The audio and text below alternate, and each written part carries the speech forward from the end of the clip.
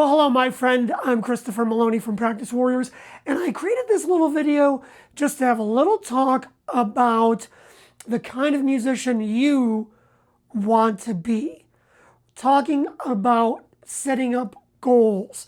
But before we get into that, I want to talk about, this whole video, the reason why I'm making it, has spawned from a private conversation I had with one of our Practice Warriors members, one who's a member of our website, practicewarriors.com.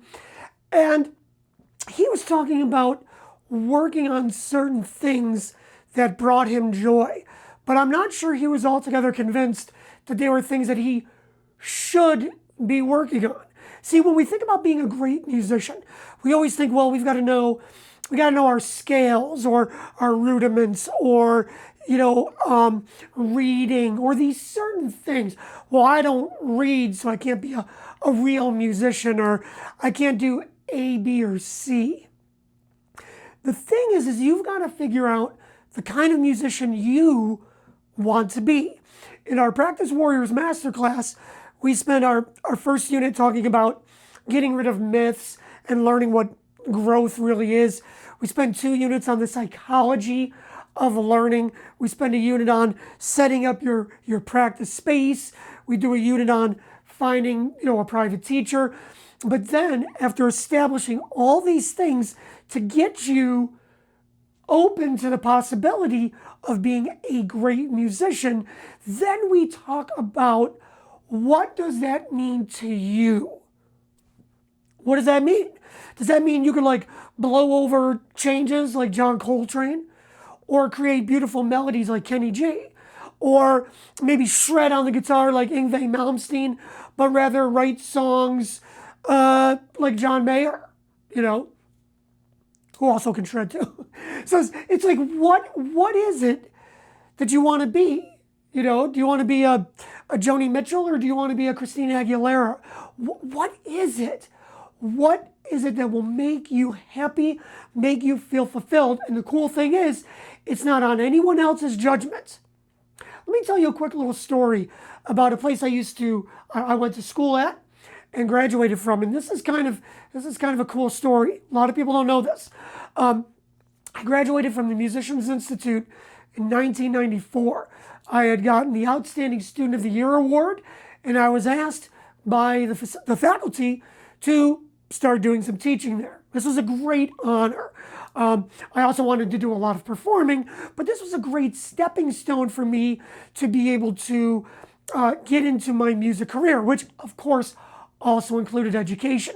So let's see, I joined the staff in October, November of 94. And then 2 weeks later, it was discovered that the school might close its doors. All right? And I'm like, oh my gosh, how is this possible? This is the greatest school ever for music. Well, what I found out is that a few years earlier, 1988, 1999, 1989, at the height of the, hair rocker scene, the shredding scene where people were trying to be like these amazing technical musicians, the school had 1,500 students. It was rocking. By the time I graduated, there was only about 500. And what happened? Did the school get worse? No. In fact, in my opinion, school got better. Added more programs, all this stuff. What happened is that the climate of music changed, and what people wanted to do changed, and what they wanted to be. So in 1988, 1989, musicians wanted to play as fast as possible, be as technically proficient, da la la la. In 1994, they wanted to be Kurt Cobain. They didn't care about playing a million notes. They didn't care about scales. They didn't care about soloing. They saw their instruments, whether it was keyboards or guitar or even their voice, they didn't see themselves as being technicians. They saw them using their instruments more to be artists and to be more artistic. You know what I mean? And so the school wasn't focused on that. This was the Guitar Institute of Technology, the Bass Institute of Technology. And so the school had to pivot and go, okay, we're also going to teach the technique, but now we're going to add more programs, artist development, songwriting, production. Because the desires and the goals of these students changed, the school, in order to stay in business, had to pivot and change as well. And I'm happy to say that 30 years later, the Musicians Institute is still the best school for music in the world. I know some of you like Berkeley or whatever. Am I? And they have all these different programs. Why am I telling you this story? Because the person who wanted to be Kurt Cobain, who just wanted to write songs, who didn't want to read, and didn't want to learn their scales, they a few of them, this, that, the other thing, but they saw their desire to play and participate in music to be something different than what a lot of other people thought was being a good musician. Does this make sense? And in our masterclass, in one of our units, it's all about setting your goals.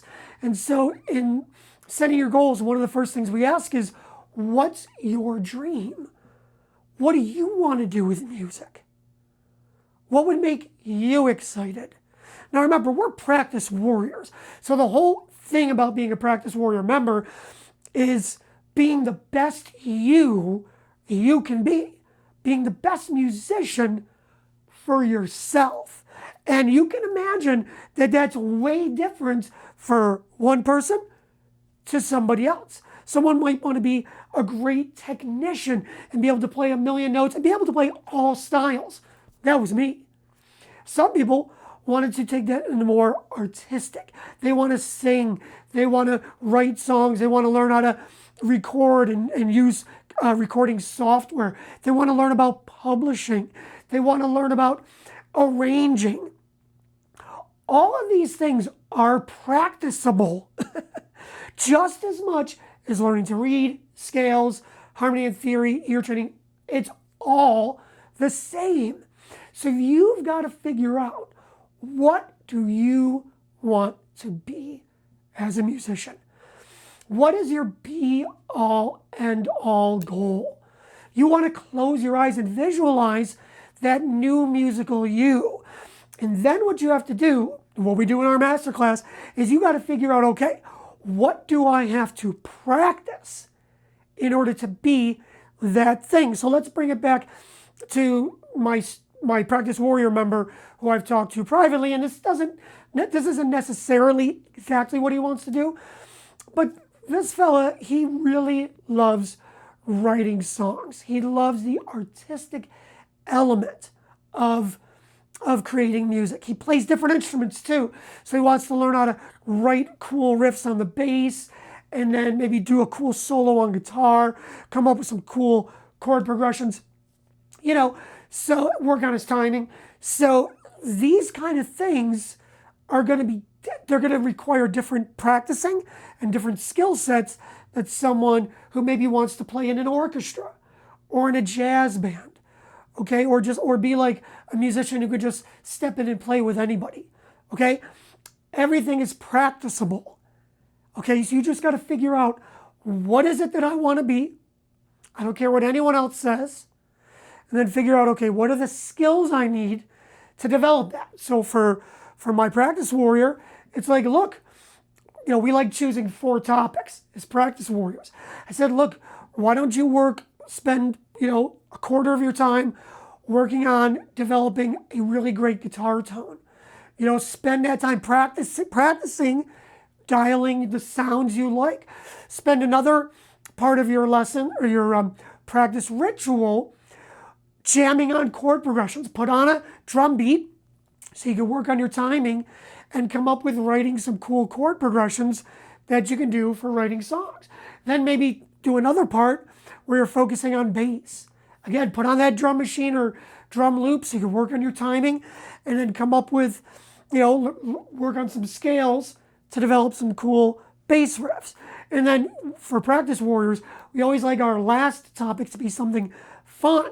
So I go figure out what would be fun for you to work on. Maybe that's recording a jam you're doing, or singing over your new chord progression, whatever it's got to be.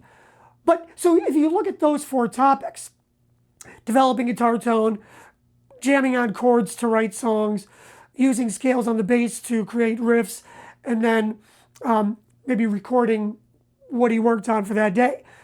That is totally the opposite of what someone else may want to work on, right? Someone's like, I don't want to do any of that. I want to work on my scales. I want to work on my arpeggios. I want to work on my reading. I want to work on transcribing solos. I want to work on deepening my playing by incorporating articulations, messing around with volume and attack and duration. I mean, it could be as wonky as that or as artistic as someone else. And you can mix the two together. So you're working on technical skills and artistic skills. Okay, so that's what this whole video is all about. A sort of a pep talk for you to understand that being a practice warrior is not about following somebody else's goals or somebody else's metric for what a great musician is. It's what you feel you being a great musician would be. I hear so many times people going, I don't read, so I'm not a real musician. Bull. Neither could the Beatles. And I think they've done pretty well, right? Now, I'm not eschewing reading. I became a practice warrior in the 90s because I wanted to be able to do everything musically possible so I could eat, because this was my job. So for me, that was a huge skill that I got. And even in my creative endeavors, reading is a huge benefit. But anyway, I'm digressing. Please understand that being a practice warrior is about taking the specific steps every single day to be the musician you want to be. Now, we've got a website that you could be a member of that will get you to wherever you want to be as a musician by showing you specifically how to practice. And I hope that you join and become a member. But even if you don't, look, I hope this video has helped you out. I hope it's inspired you. I want you to sit down. I love giving you assignments. Sit down right now and think about the new musical you. What do you see yourself doing? And then write down some specific skills you think you would need to achieve that goal. And then start working on it every single day. All right? You have a great day. Check us out at practicewarriors.com. Follow us on all our social media. Wherever you're watching this, like, subscribe, follow, whatever you got to do. Have a great day.